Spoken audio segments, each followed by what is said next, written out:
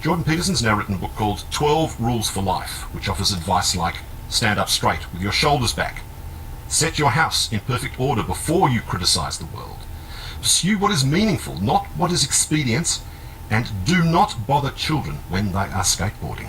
Hello, Jordan. Hello.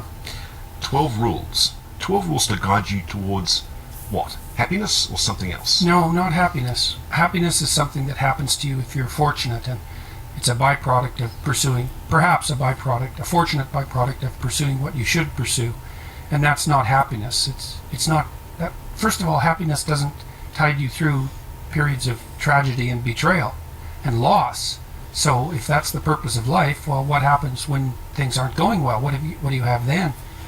It's better to pursue things that are meaningful, and meaningful is the right way of thinking about it. Engaging and meaningful. You say that the point is to embrace being. That you spell with a capital B. What do you mean by being with a capital B?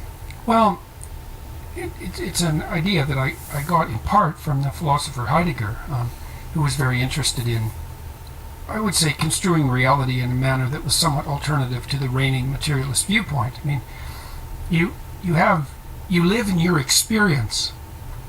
Your experience isn't really made out of matter. It's more made out of things that matter. It's a very different way of looking at it.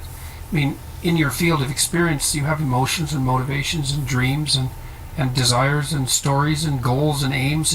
It's a narrative structure in some sense that you inhabit. And that's a reality. That's really reality in some sense. And, well, it's harsh, that reality. It has a tragic element because people are vulnerable and mortal. And it has an element of malevolence as well, because we're all touched by betrayal and the, what would you call it, the sins of our fellow men, but we're also capable of those things ourselves. And so the question is, how do you cope with that? And what do you make of it? And one answer is, you can judge it harshly and denounce it and become bitter and resentful, and maybe you have your reasons for that, but it's a counterproductive approach. And so the approach that I lay out is the alternative to that, I would say.